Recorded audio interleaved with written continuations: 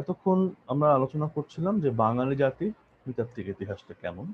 এখানে হয়তো একটু বলা যায় যে একটা কোন জাতির যখন ইতিহাস পড়ি তখন কিন্তু সেই জাতির ইতিহাসটাকে কয়েক দিক থেকে নৃতাত্ত্বিক ইতিহাস, ভৌগোলিক ইতিহাস, রাজনৈতিক ইতিহাস, নৃতাত্ত্বিক ইতিহাসের এসেন্সটা তো ধরতে পেরেছেন।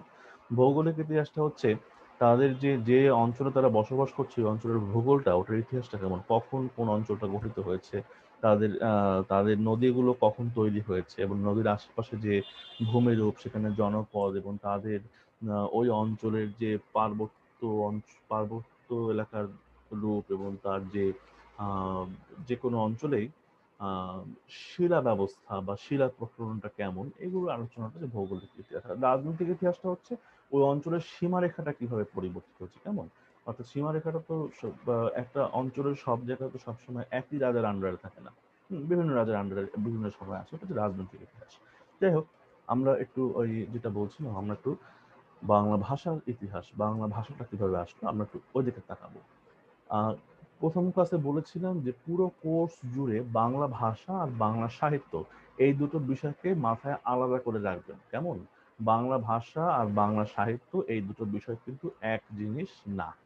এই যে আমি আপনাদের সাথে কথা বলছি, আপনারা বাসায় কথা বলছেন, দোকানপাটের কথা বলছেন, ব্যবসা বাণিজ্য করছেন, চাকরি করছেন, যে ভাষায় কথা বলছেন এটা বাংলা ভাষা।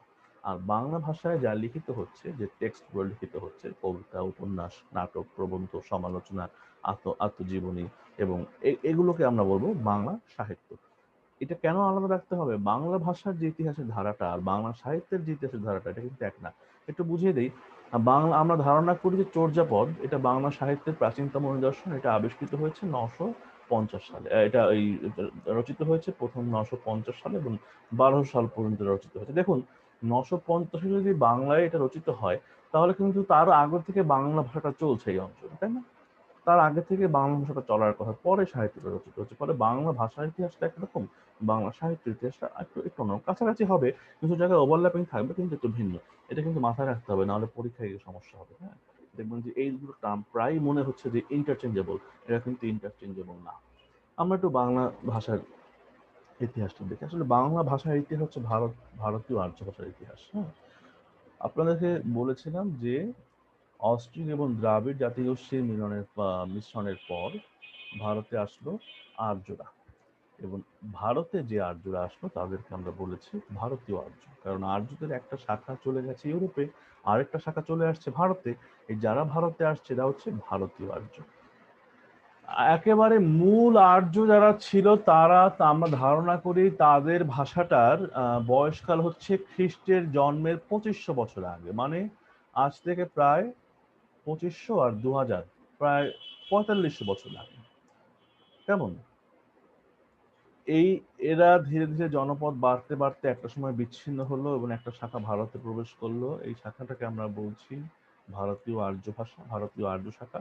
এই যে মাত্র উত্তর ভারতে যে ভারতীয় আর্যরা প্রবেশ করলো, এরা যে ভাষায় কথা বলতো সেটাকে আমরা বলছি ভারতীয় আর্য ভাষা। মনে রাখবেন, মাত্র তারা ভারতে প্রবেশ, টাইমলাইনটা খেয়াল রাখতে হবে, টাইমলাইনটা যেন ভুলে না যান।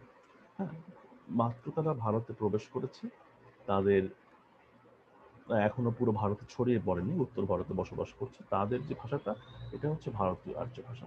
এবং আহ, যদি আমরা এই ভাষার ইতিহাসটাকে একটু শ্রেণীবিন্যস্ত করি তাহলে দেখব যে এই সময়টার ভাষাকে আমরা বলবো প্রাচীন ভারতীয় আর্য। কারণ আমাদের জানা মতে ভারতীয় আর্য ভাষার এইটাই একদম শুরুর স্টেজ, এটাই বিগনিং স্টেজ। এটার আগে তো ভারতে তো ওরা আসেই নাই। ফলে এই সময়টার ভাষাগুলোকে আমরা বলবো প্রাচীন ভারতীয় আর্য ভাষা। কেমন? এই আমরা একটু উদাহরণ দেখি যে প্রাচীন ভারতীয় আর্য বা ওল্ড ইন্দো আরিয়ান, এদের উদাহরণটা কি। দেখুন, ওই যে আর্যরা যখন ভারতে প্রবেশ করেছে তখন ওদের একটা ধর্মগ্রন্থ ছিল, ওরা এখানে একটা ধর্ম নিয়ে এসছে, এবং তাদের একটা ধর্মগ্রন্থ ছিল, একটা বই ছিল। এই বইটার নাম হচ্ছে বেদ। বাংলায় বেদ, ইংরেজিতে লেখে বেদ। এই বেদ শব্দটা আপনাদের মনে রাখতে হবে। এই বেদের যে ভাষা, মানে বেদ যে ভাষায় লিখিত, এটাকে বলা হয় বৈদিক ভাষা। হুম, এই যুগটাকে বলা হয় বৈদিক যুগ। এবং এই যে এই সময়ের যে সংস্কৃতি, এটাকে বলা হয় বৈদিক সংস্কৃতি। হ্যাঁ, বেদকে ঘিরে যে সংস্কৃতিকে বলা হয় বৈদিক সংস্কৃতি। তাহলে আমরা বলতে পারি যে বৈদিক ভাষা হচ্ছে একটা প্রাচীন ভারতীয় আর্য ভাষা, কারণ ওই সময় যেটাই কথা বলা হচ্ছে এটাই প্রাচীন ভারতীয় আর্য ভাষা, তাই না? তো এখন দেখুন, যেহেতু ও একটা একটা কথা মাথায় রাখতে হবে যে ভাষাকে কখনো একটা নির্দিষ্ট ফর্মের মধ্যে আটকে রাখা যাবে না। এটা কখনো আটকে থাকেনি, এখন থাকছে না এবং ভবিষ্যতেও থাকবে না। আপনি আমি যে ভাষায় কথা বলছি আজ থেকে 150, 200, 250 বছর পরে ঠিক এই ফর্মটা খুব সহজে মানুষজন বুঝবে বলে মনে হয় না। হয়তো ছাপাখানা আবিষ্কার ছাপাখানা আছে আমাদের, এখন ইলেকট্রনিক ফর্ম আছে, আরো অনেকদিন হয়তো এই ল্যাঙ্গুয়েজটা সংরক্ষিত রূপে থাকবে, তারপরে নাও থাকতে পারে। আমার মনে হয় যে 250-300 বছর পরে এই ভাষাটা আর চেনা যাবে না, বাংলার চেহারা অন্যরকম হবে। 300 বছর আমি ধরতে পারি, আরো 300 বছর পরে। যাই হোক, এখন ওই যে বৈদিক ভাষা, বেদের ভাষা, বৈদিক ভাষা, এই বৈদিক ভাষাটা কি হচ্ছে, চেঞ্জ হচ্ছে, ভেঙে যাচ্ছে, ক্ষয় হচ্ছে, মানুষের মুখে মুখে মুখে মুখে ক্ষয় হচ্ছে। তখন যারা ধর্ম প্রচারক বা যারা পণ্ডিত, বা যারা ধর্ম পণ্ডিত, তারা চিন্তা করলেন যে এই যে ভাষাটা ভেঙে যাচ্ছে, এতে তো আমাদের ধর্মের যে গাম্ভীর্য এটা নষ্ট হচ্ছে।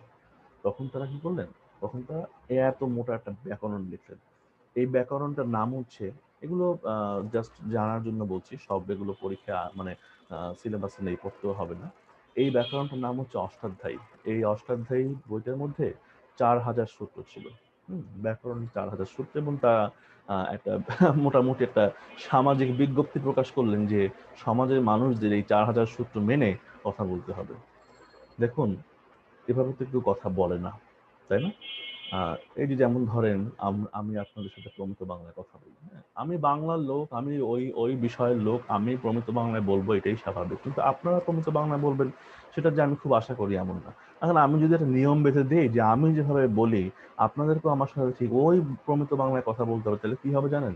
যে কিছুদিন পর, 2 দিন 3 দিন বলবেন, 4 নাম্বার দিন থেকে আপনারা আমার সাথে আর কথাই বলবেন না, কথা বলা বন্ধ করে দেবেন। ওখানে তাই হয়েছে, যখন ওই পণ্ডিতটা বেঁধে দিয়েছে, হ্যাঁ, রাজার আইন যখন চলে এসছে যে এই ভাষায় এখন ব্যাকরণ মেনে কথা বলতে হবে, তখন মানুষ ওই বই ওই মানে ওই যে ব্যাকরণ সিদ্ধ যে ভাষাটা, এই ভাষায় কথা বলাই বন্ধ করে দিয়েছে। এই ভাষাটার নাম হচ্ছে সংস্কৃত। কেন বলছি সংস্কৃত? কারণ পণ্ডিতটা এটাকে সংস্কার করেছে। বৈদিক ভাষা যখন ভেঙে যাচ্ছিল, যখন তারা আহ, শঙ্কিত হয়েছে যে বৈদিক ভাষা আর থাকবে না, বেদের ভাষা আর থাকবে না, তখন তারা এই বৈদিক ভাষাটাকে ধরে রাখার জন্য এটা সংস্কার করতে চেয়েছে। তারা একটা ব্যাকরণ লিখেছে, এটাকে বিধিবদ্ধ, সূত্রবদ্ধ করতে চেয়েছে, ফর্মুলা দিয়ে আটকে দিতে চেয়েছে। এই জন্য এই ভাষাটার নাম হচ্ছে সংস্কৃত, ইংরেজি উচ্চারণে সংস্কৃত। হ্যাঁ, কিন্তু ওই যে যারা আম জনতা, তারা এই সংস্কৃত ভাষায় কথা বলতে রাজি হয় নাই। তারা কিন্তু এত এত নিয়ম মেনে কেউ কথা, একটা কথা আছে যে মানুষের কথাটা যেন কি, আহ, মুখ থেকে কলমের ডগায় কালি আসে, কিন্তু যদি কলম থেকে মানে কলম থেকে যদি মুখে ভাষা যায়, তাহলে মুখে কালি লেগে যাবে, কথা বলা যাবে না, কেমন? অর্থাৎ মুখের ভাষাটা আগে, তারপর নিয়ম কানুন। এখন দেখুন, এই যে সংস্কৃত ভাষায় তারা কথা বলতে রাজি হলো না, অর্থাৎ এখন আর আম জনতা যারা আছে তারা আর সংস্কৃত ভাষায় কথা বলছে না, তার মানে কি? তার মানে প্রাচীন ভারতীয় আর্য ভাষার যুগটা শেষ হয়ে যাচ্ছে। কেন শেষ হয়ে যাচ্ছে? এই সংস্কৃত ভাষায় শুধু কথা বলছে পণ্ডিতরা, যারা সমাজের উঁচু স্তরের মানুষ, হ্যাঁ, সুখে আছে, খাবারের অভাব নাই, অর্থ সংক্রান্ত কোনো চিন্তা ভাবনা নাই, হ্যাঁ, জীবনের নিরাপত্তা আছে, তারা হয়তো এই সংস্কৃত চর্চা করার সুযোগ পাচ্ছে, সংস্কৃতে কথা বলছে। কিন্তু যাদেরকে দৈনন্দিন জীবনযাপন করতে হচ্ছে, তাদের এত নিয়ম কানুন মেনে কথা বলার সুযোগ নাই, ঠিক আছে? তারা সংস্কৃত ভাষাটাকে ধীরে ধীরে ধীরে ওখান থেকে সরে আসতে শুরু করেছে, বা তাদের মুখে সংস্কৃত ভাষাটা আরো ভেঙে গেছে। অর্থাৎ একটা সময় সংস্কৃত ভাষাটা ডেড ল্যাঙ্গুয়েজ হয়ে গেছে, মৃত ভাষা হয়ে গেছে। বাংলাদেশে একটা ভাষা আছে, ভাষাটার নাম রেগমির্চা, পার্বত্য চট্টগ্রামের একটা অঞ্চলে এটা বলা হয়। এই ভাষার এখন 35 জন কথক জীবিত আছেন, এবং যখন তারা থাকবেন না, তখন কিন্তু এই ভাষাটা বাংলাদেশে ডেড হয়ে যাবে। বাংলাদেশে এখন 45টা ভাষা আছে বাংলা সহ। এর বেশ কিছুই বিপন্ন, মহাবিপন্ন বলা চলে। কারণ তাদের কথক সংখ্যা ধীরে ধীরে কমে যাচ্ছে। আচ্ছা, একটা ভাষাকে কখন আমরা ডেড ল্যাঙ্গুয়েজ বলবো? যখন সবাই ওই ভাষার কোনো স্পিকার নাই, মারা গেছে সবাই, এটাকে ডেড বলা যাবে? থিওরিটিক্যালি বলা যাবে না। ডেড ল্যাঙ্গুয়েজের সংজ্ঞাটা কেন বলা যাবে না পরে বলছি। ডেড ল্যাঙ্গুয়েজের সংজ্ঞাটা হচ্ছে, যখন কোনো ভাষা কারো মাতৃভাষা না, সেটা হচ্ছে ডেড ল্যাঙ্গুয়েজ। ওই যে সময়টায় সংস্কৃত আর কেউ কথা বলছে না, সংস্কৃত এখন কারো মাতৃভাষা না। যারা ওই বিদ্যা চর্চা করছে বা ধর্ম চর্চা করছে তারা হয়তো সংস্কৃত, দুঃখিত, তারা হয়তো সংস্কৃত শিখে নিচ্ছে, কিন্তু সংস্কৃত এখন আর কারো মাদার টাং না। বোঝা গেছে? এটা ডেড ল্যাঙ্গুয়েজ হয়ে গেছে। কেন স্পিকার মারা গেলেই কেন সেটাকে ডেড বলা যাবে না বলি আপনাদের। এই হিব্রু সংস্কৃতের মতো পরিণতি ল্যাটিনও একই ঘটনা ঘটছে। ওরা এই পিওরিস্ট আন্দোলন থেকে ল্যাটিনও একসময় ডেড হয়ে গেছে।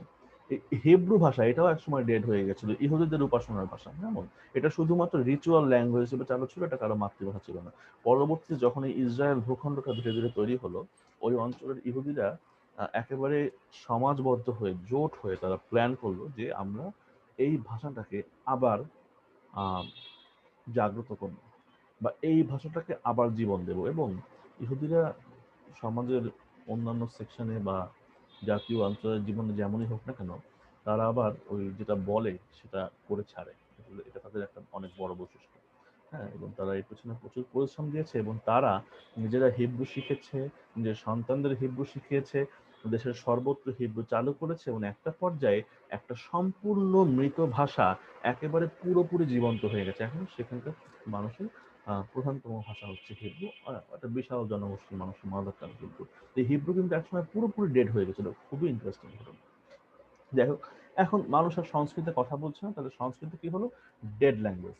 অর্থাৎ আমরা বলতে পারি মোটামুটি প্রাচীন ভারতীয় আর্য মানে ওল্ড ইন্দো আরিয়ান এই যুগটা শেষ হয়ে গেল, এবং ভারতবর্ষের ভাষাগুলো মধ্য ভারতীয় আর্য বা মিডল ইন্দো আরিয়ান এই যুগটায় প্রবেশ করলো। তো এই মিডল আবার দেখবো আগের মতো যে মিডল ইন্দো আরিয়ানের উদাহরণটা কি, এক্সাম্পল গুলো খেয়াল করুন।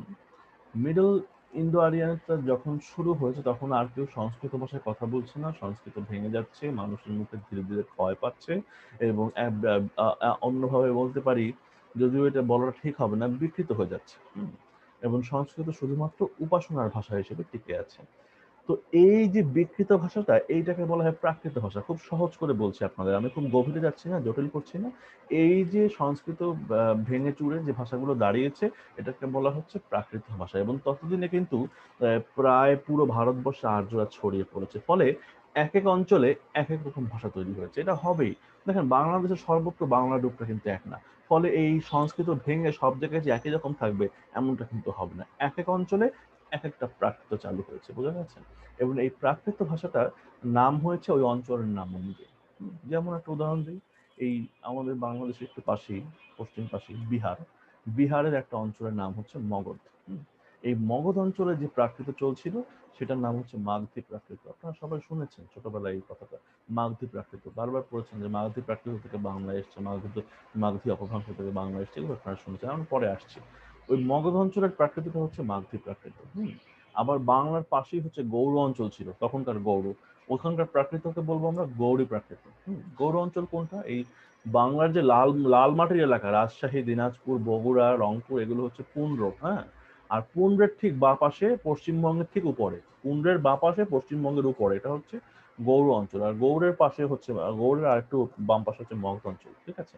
আর পুন্ড্রের নিচে মানে খুলনা, যশোর, বরিশাল, ঢাকা, ফরিদপুর, বরিশাল ঠিক না, বরিশাল বলা যাবে না, বরিশালের অন্য বিষয় আছে। ফরিদপুর, ঢাকা, এইসব অঞ্চল মিলে ছিল বঙ্গ অঞ্চল। এইটার নাম ছিল বঙ্গ। আর তারও পূর্ব পাশে হচ্ছে হরিকেলার সমতট। সেগুলো অন্য অন্য অন্য হিসাব, সেগুলো আমাদের জন্য খুব প্রাসঙ্গিক না। তো এখন খেয়াল করুন, তাহলে আমরা জানলাম যে ভারতবর্ষের বিভিন্ন অঞ্চলে বিভিন্ন প্রাকৃত ভাষা চালু ছিল। মনে রাখতে হবে, এই প্রাকৃত ভাষাগুলো যখন আমরা দেখি, আমরা যারা ভাষাবিজ্ঞানী, যখন এই প্রাকৃত ভাষাগুলো আমরা হাতে নেই, তখন তাদের মধ্যে আমরা অনেক মিল খুঁজে পাবো। পাবো না কেন বলেন তো? এরা তো সব সংস্কৃত থেকে এসছে। সবাই তো সংস্কৃত ভেঙে তৈরি হয়েছে, বুঝলেন না? বৈদিক ভাষা, সেখান থেকে সংস্কৃত, সংস্কৃত ভেঙে এই ভাষাগুলো তৈরি হচ্ছে। ফলে এই ভাষাগুলোর মধ্যে মিল থাকবে, এটাই খুব স্বাভাবিক। কিন্তু এই মিলটা আর বেশি দিন থাকবে না, আরো সময় যাবে, এগুলো আরো ভাঙবে, একটা পর্যায়ে দেখলে আর চেনা যাবে না। তো এই প্রাকৃত ভাষার পাশাপাশি বিভিন্ন অঞ্চলের বিভিন্ন প্রাকৃত চলছে, মনে রাখবেন। প্রাকৃত ভাষার পাশাপাশি আরেকটা ভাষার কথা বলবো, এটা হচ্ছে পালি। তখন এই যখন মিডল ইন্দো আরিয়ানের যুগ চলছে, ওই সময় বৌদ্ধ ধর্ম খুব জনপ্রিয় হয়েছে বাংলাদেশে, এই ভারতবর্ষে। এবং বৌদ্ধ ধর্ম একটা শক্ত ফাউন্ডেশন পেয়েছে ওই সময়। তো এই বৌদ্ধ ধর্মের যে উপাসনার ভাষাটা হচ্ছে পালি। এখনো কিন্তু পালি বৌদ্ধদের উপাসনার ভাষা। কারো মাতৃভাষা কিনা আমি জানি না, এটা আমার জানা নাই। হ্যাঁ, দেখে নিতে হবে। সম্ভবত কারো মাতৃভাষা হতে পারে। ঢাকা বিশ্ববিদ্যালয়ের একটা বিভাগ আছে পালি অ্যান্ড বুদ্ধিস্ট স্টাডিজ। এখন এই পালি এটাও কিন্তু মিডল ইন্দো আরিয়ান, ঠিক আছে? তাহলে এই পালি আর প্রাকৃত মোটামুটি ধরে নেব যে এরা হচ্ছে মিডল ইন্দো আরিয়ান। তো এখন দেখুন এই মিডল ইন্দো আরিয়ানের সময়টা হচ্ছে বলবো যে খ্রিস্টের জন্মের 600 বছর আগে, খ্রিস্টের জন্মের 600 বছর আগে, আর খ্রিস্টের জন্মের 1000 বছর পরে, মানে 1600 বছর, ঠিক আছে?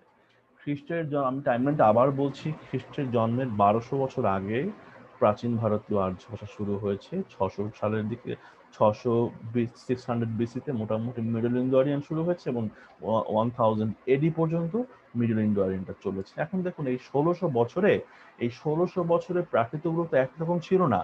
এই প্রাকৃত ভাষাগুলো তো আবার ভাঙছে এবং ভাঙতে ভাঙতে শেষ দিকে এসে, মানে ধরুন যে 800, 900, 1000, এই 200-300 বছরের মধ্যে এত ভেঙে গেছে যে এগুলোকে বলা হচ্ছে অপভ্রংশ। একেবারে মানে ভেঙে চুরে নষ্ট হয়ে গেছে, ভ্রষ্ট হয়ে গেছে, এটা হচ্ছে অপভ্রংশ। কেমন? যদি ওই ভাষা ভেঙে যায়, এটাকে আমরা এখন আর এভাবে বলি না, কারণ ভাষা ভেঙে যাবেই। যেটা সবসময় ভাঙবে, যার বৈশিষ্ট্য হচ্ছে ভাঙা, সে ভেঙে যায়, এই কথাটার কোনো অর্থ হয় না। যাই হোক, এখন এই প্রাকৃত থেকে আমরা একটা লাইন পাচ্ছি, প্রাকৃতগুলো মোটামুটি অপভ্রংশে চেঞ্জ হয়ে গেছে। কেমন? এই অপভ্রংশ আপনাদের খুব বেশি পড়াবো না, এটা আপনাদের বুঝতে কষ্ট হবে, এটা অনেক জটিলতা আছে। আপনারা ধরে রাখেন যে প্রাকৃতগুলো ভাঙছে। 1600 বছর ধরে প্রাকৃত ভাঙতে এমন হয়েছে, যখন আর্যরা আরো অনেক অঞ্চলে ছড়িয়ে পড়েছে এবং তাদের জনসংখ্যা বেড়ে গেছে, তখন দেখা গেছে যে এক একটা অঞ্চলের প্রাকৃত থেকে অনেকগুলো নতুন ভাষা বের হয়ে এসেছে। নতুন ভাষা বলতে কি, যে ওই প্রাকৃতরা যেসব অঞ্চলে ছড়িয়ে পড়েছে, ওই অঞ্চলের ভাষাগুলোকে আর এক বলে চেনা যাচ্ছে না, এটা আলাদা হয়ে গেছে। অর্থাৎ নতুন কয়েকটা ভাষা তাদের নিজেদের অস্তিত্বের ঘোষণা দিয়েছে তখন মাত্র। যেমন ওই যে বলছিলাম যে বিহারের মগধ অঞ্চলে চালু ছিল মাগধী প্রাকৃত। এই মাগধী প্রাকৃত থেকে অনেকগুলো ভাষা, বাংলা, উড়িয়া, মৈথিলি, অসমীয় সম্ভবত, এগুলো অসমীয় তো আছে, এগুলো সবগুলো বের হয়েছে ওই মাগধী প্রাকৃত থেকে। অর্থাৎ মাগধী প্রাকৃতের শাখাটা এই অঞ্চলে মোটামুটি মাগধী প্রাকৃত চালু ছিল। এগুলো যখন বিভিন্ন দিকে পরিবর্তিত হতে শুরু করেছে, তখন এই মৈথিলি, ওড়িয়া, বাংলা, আসামিজ এগুলোকে আর এক বলে চেনা যাচ্ছে না। সবাই মাগধী প্রাকৃত থেকে এসছে, কিন্তু এগুলো ভিন্ন ভিন্ন ভাষা হয়ে গেছে। কেমন? এখন এখানে একটা ছোট ডিবেট আছে। এইটা যে মাগধী প্রাকৃত থেকে এসছে এবং মোটামুটি 900 সালের দিকে এসছে মাগধী থেকে বাংলা, এই মতটা হচ্ছে সুনীতি কুমারের। প্রথমে সুনীতি কুমার মতটা দিয়েছেন, পরে শহীদুল্লাহ এই মতটাকে মতটার ব্যাপারে ডিবেট করেছেন। ওনার বক্তব্য হচ্ছে যে এই মাগধী থেকে না, গৌরী প্রাকৃত থেকে বাংলা এসছে। গৌর অঞ্চলে যে প্রাকৃত ছিল সেটা গৌরী প্রাকৃত এবং সেখান থেকে বাংলা এসছে। হ্যাঁ, এটা একটা ছোট সমস্যা হচ্ছে, শহীদুল্লাহ খালি এটা দাবি করেছেন, এটার পক্ষে তেমন কোনো প্রমাণ দিয়ে দেন নাই, ফলে এটাকে আমরা চাইলেই খুব বেশি গ্রহণ করতে পারি না। এখানে একটা ইস্যু আছে, ইস্যুটা এই যে ডিবেটটা চাইলে রিসলভ করা যায়। রিসলভ কিভাবে করা যায় বলি। মাগধী আর গৌরীর প্রাকৃতের ব্যাপারটা কি, বিহারের মধ্যে হচ্ছে মগধ অঞ্চল, আর বিহারের পাশেই তো গৌড়, তার পাশে বাংলাদেশ, তাই না? তো এই আমি যদি বিহারে ধরি যে বিহারে মাগধী প্রাকৃত আছে, এই মাগধী প্রাকৃতের একটা পূর্ব সীমানায় রয়েছে গৌরী প্রাকৃত। তাহলে অনেকে বলতে চান যে এই মাগধী প্রাকৃতটাই আসলে আরো একটু পূর্ব দিকে এসে এটাকে বলছে গৌরী প্রাকৃত। দুটোর মধ্যে খুব যে ভেদ আছে এমন না। এবং যেহেতু তার পাশে বাংলাদেশ, ওই গৌরীর লাইনটা হয়ে বাংলাটা হচ্ছে মাগধী প্রাকৃত, সেটার একেবারে পূর্ব সীমানায় গৌরী প্রাকৃত এবং তারপরে হচ্ছে বাংলা। হ্যাঁ, এটা একটা উদাহরণ দিলে হয়তো পরিষ্কার হবে। যেমন ধরুন নোয়াখালীর বাংলা। দেখেন এই নোয়াখালীতে হঠাৎ গিয়ে পড়লে কিন্তু আমি আপনাদের সাথে যে বাংলায় কথা বলছি তার সাথে কিন্তু নোয়াখালীর বাংলার কোনো মিল নেই। এবং আরো খুব ইন্টারেস্টিং ব্যাপার আছে, বাংলায় স্বরধ্বনি 7টা, নোয়াখালীর বাংলায় স্বরধ্বনি 8টা, একটা বেশি, আর স্বরধ্বনি ভাওয়ালই একটা বেশি। বুঝে দেখেন, এবং ওই ভাওয়ালটা প্রমিত বাংলায়, ঢাকার বাংলায়, হ্যাঁ, এবং ওই যে যশোর, খুলনা, সাতক্ষীরা এই অঞ্চলের বাংলা, রাজশাহীর বাংলায় নাই। বুঝে দেখেন, ভাওয়ালই একটা বেশি। ওদিকে আবার বরিশালে, আমি যতদূর মনে পড়ে, বরিশালের বাংলায় ভাওয়াল হচ্ছে 5টা, দুটো ভাওয়ালই নাই। হুম এবং কোনো একটা অঞ্চলে, সম্ভবত সিলেটে হবে এটা, আমি সঠিক বলতে পারছি না, দেখতে হবে পরিসংখ্যান, তাদের ভাষায় ভাওয়াল হচ্ছে 11টা। বুঝে দেখেন, অর্থাৎ বাংলায় মোটামুটি প্রমিত বাংলায় ভাওয়াল 7টা, আর তাদের ভাষায় ওই ওই উপভাষাটায় ভাওয়াল হচ্ছে 11টা। এটা কিন্তু আছে, বাংলা এই ভ্যারিয়েশনটা আছে। তাহলে কি হলো, খেয়াল করুন। চিটাগাং এ তাহলে কি অবস্থা স্যার? হ্যাঁ, যা বলছিলাম যে বাংলাদেশের বিভিন্ন অঞ্চলেই যে উপভাষাগুলো আছে তার ভাওয়াল সংখ্যা 1 না। তাহলে এখন খেয়াল করুন, এখন স্যার। বলছিলাম যে সমুদ্র উপকূলবর্তী ভাষার ভাওয়ালটা কম হয়, হ্যাঁ, যে কারণে বরিশালের ভাষায় ভাওয়াল, কিন্তু সেটা সেটা আমার প্রসঙ্গ ছিল ভিন্ন। আমার প্রসঙ্গ ছিল যে মাগধী প্রাকৃত আর গৌড়ী প্রাকৃতের মধ্যে সম্পর্কটা কি। দেখুন, এই নোয়াখালীর বাংলাটা এত পরিবর্তিত, বা নোয়াখালী বাংলাদেশের সীমারেখার মধ্যে, এ কারণে এটা বাংলাকে আমরা বাংলা বলছি। কিন্তু যদি কোনো কারণে বলছি কথার কথা, হ্যাঁ, এটাকে আবার অন্যভাবে নিন না, যদি কোনো কারণে নোয়াখালীটা, এই অঞ্চলটা যদি বাংলাদেশের সীমারেখার মধ্যে না হতো, তখন কি এই ভাষাটা বাংলা বলে পরিচিত হতো নাকি অন্য একটা নাম নিত? এখন যেহেতু একই দেশের মধ্যে আছে, আমরা এখানে তারা বাঙালি, বলছি যে বাংলার উপভাষা হচ্ছে এটা। কিন্তু তারা যদি অন্য একটা সীমারেখায় চলে যেত, এই সমস্যা কিন্তু পৃথিবীর বহু দেশে আছে, হ্যাঁ। দেখা যাচ্ছে যে সীমান্তবর্তী অঞ্চলগুলোতে ভাষাগুলো এত পরিবর্তিত হয়ে গেছে, এটা কি আসলে ওই মূল ভাষার উপভাষা, নাকি এটা অলরেডি ভিন্ন কোনো ভাষা হয়ে গেছে? এটা নিয়ে বহু ডিবেট। বিশেষ করে ইউরোপে যখন, খেয়াল রাখবেন, ইউরোপে যখন সোভিয়েত ইউনিয়নের আন্ডারে, তখন তাদের সব অঞ্চলকে বলা হচ্ছে একই ভাষা। কিন্তু যখন সোভিয়েত ইউনিয়ন ভেঙে অনেকগুলো রাষ্ট্র তৈরি হয়ে গেল, তখন যে দেশ তৈরি হচ্ছে ওদের ভাষাকে বলা হচ্ছে ওই দেশের নামে। অর্থাৎ হঠাৎ করে আমরা দেখলাম যে ভাষার সংখ্যায় একটা এক্সপ্লোশন হয়েছে, যেহেতু অনেকগুলো রাষ্ট্র তৈরি হচ্ছে, এরা কিন্তু সব এক ভাষার নামে পরিচিত ছিল যখন তারা সোভিয়েত ইউনিয়নের আন্ডারে ছিল। তো এই সমস্যা গৌড়ী প্রাকৃত আর মাগধী প্রাকৃত, কারণ মাগধীর পাশেই হচ্ছে গৌড়, মগধের পাশেই তো গৌড় অঞ্চল। আমরা বলতে পারি যে মগধের পূর্ব সীমানাটা হচ্ছে গৌড় অঞ্চল। ঠিক আছে, যে যে এভাবে যদি চিন্তা করেন, বাংলা, বর্তমান বাংলা কতখানি পরিবর্তিত হতে পারে। পশ্চিমের সাতক্ষীরা, এই খুলনা বাগেরহাট পর্যন্ত, খুলনা বাগেরহাট সাতক্ষীরা, আর পূর্বে হচ্ছে নোয়াখালী, ফেনী, চট্টগ্রাম এই পর্যন্ত, তাই না? এর বাইরে পরিবর্তিত হতে পারে ওইটাই, ওই বিহারি প্রাকৃত, মাগধী প্রাকৃতটা এদিকে গৌড়ী প্রাকৃত পর্যন্ত পরিবর্তিত হতে পারে। যেহেতু অঞ্চলটা গৌড় নামে পরিচিত ছিল, ফলে ওই অঞ্চলের ভাষাটাকে সরাসরি মাগধী প্রাকৃত না বলে হয়তো গৌড়ী প্রাকৃত নামে আরেকটা বলছি। কিন্তু ওইদিকে আবার যদি গৌড়ী প্রাকৃত বলে, তাহলে ভাষার সময়টা অনেক এগিয়ে যায়। যাই হোক, শহীদুল্লাহর মতামত খুব একটা টেকে নাই। এইটুকু মনে রাখতে হবে যে বাংলাটা যেখান থেকে আসুক, মাগধী অথবা গৌড়ী, বাংলাটা বিহার থেকে এসছে, হ্যাঁ, বিহার হয়ে তারপরে বাংলা এসছে। এটা এটা এটা এটা একেবারে এইটুকু পর্যন্ত পণ্ডিতরা কনফার্ম, ঠিক আছে? তো তাহলে এই যখন ১০০০ সাল, তুষার সরকার, আমি একটু কথাটা শেষ করে আপনাকে ফ্লোর দিচ্ছি, হ্যাঁ। আহ, দেখুন, এই যখন ১০০০ সাল চলছে, তখন প্রাকৃতগুলো এত পরিবর্তিত হয়ে গেছে যে এক একটা প্রাকৃত থেকে অনেকগুলো ভাষা চালু হয়ে গেছে। অর্থাৎ মিডল ইন্দো আরিয়ানের যুগটা শেষ হয়ে গেল, এবং নব্য ভারতীয় আর্য বা নিও ইন্দো আরিয়ান এর যুগটা তৈরি হলো। তাহলে ওই প্রথমে ছিল ভারতীয় আর্য ভাষা। এই ভারতীয় আর্য ভাষার তিনটা যুগ আমরা পেলাম: প্রাচীন ভারতীয় আর্য, মধ্য ভারতীয় আর্য, নব্য ভারতীয় আর্য। হ্যাঁ, যেখানে ছিলাম, মিডল ইন্ডিয়ান শেষ হয়ে গেল, নিউ ইন্ডিয়ান শুরু হলো, এবং ধীরে ধীরে বাংলা ভাষা নানান ধাপের মধ্য দিয়ে আজকের পর্যায়ে চলে আসলো। এখন একটু যদি চট করে আবার একটু সামারি করে বলি, তাহলে দেখবো যে আর্যরা এখানে ঢুকেছে। আমি এটা আপনাদের জন্য কিন্তু খুব ছোট করে পড়াচ্ছি, হ্যাঁ, খুব গভীরে গিয়ে পড়াচ্ছি না। আপনারা পড়বেন ওই ছোট করে মাহবুবুল আলমের বইয়ে, মাহবুবুলের বইয়ের ২৩ থেকে ৩০ পৃষ্ঠার মধ্যে সব দেখা পাবেন। দেখুন, প্রথমে যখন ভারতীয় আর্যরা এখানে এসছে, তাদের যে ভাষা, এটাকে বলছি ভারতীয় আর্য ভাষা। প্রাচীন ভারতীয় আর্য ভাষা উদাহরণ হচ্ছে বৈদিক, এবং বৈদিক ভেঙে বিধিবদ্ধ ভাষা, গ্রামাটিক্যাল ল্যাঙ্গুয়েজ সংস্কৃত, যেটা পরে ডেড হয়ে গেল। এবং যখন ডেড হয়ে গেল, চালু হলো মিডল ইন্দো আরিয়ান, মানুষের মুখের ভাষা।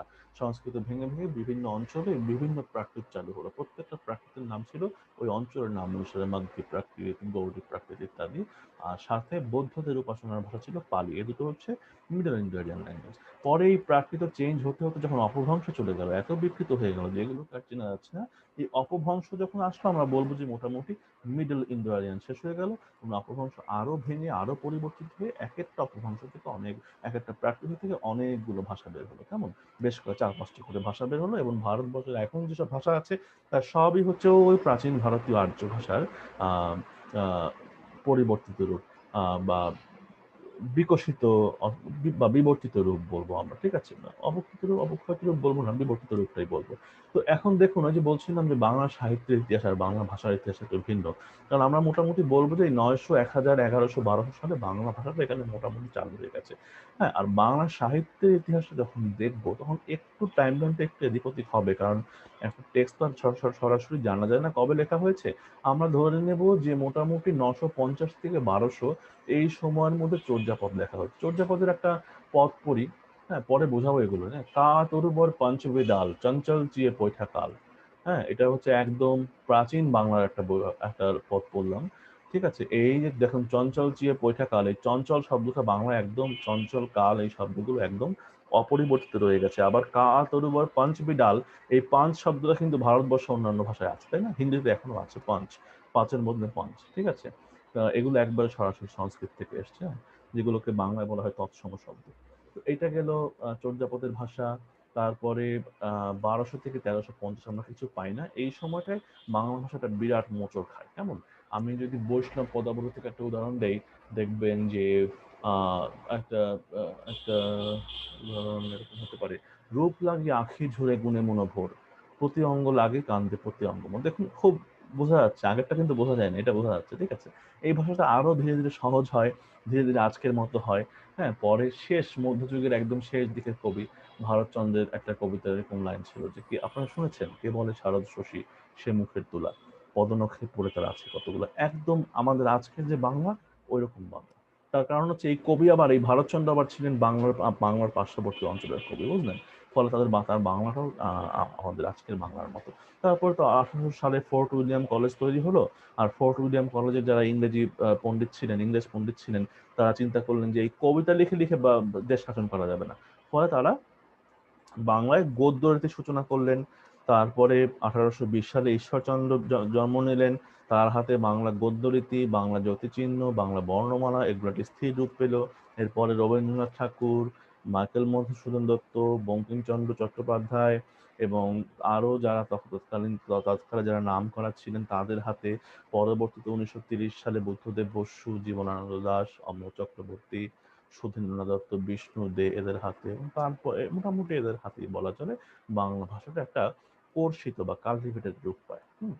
এই কোর্সের মূল উদ্দেশ্য এটাই, বাংলা ভাষায় যারা মহৎ চিন্তা করেছেন বা বাংলা ভাষায় যারা পরিচ্ছন্ন চিন্তা করছেন, বাংলা ভাষার প্রতিভা যারা, যারা বাংলায় চিন্তা করতে জানেন, তারা কিভাবে বাংলায় চিন্তা করেন এবং সেটা কিভাবে প্রকাশ করেন, সেটার সাথেই আপনাদের একটু পরিচয় করে দেওয়া।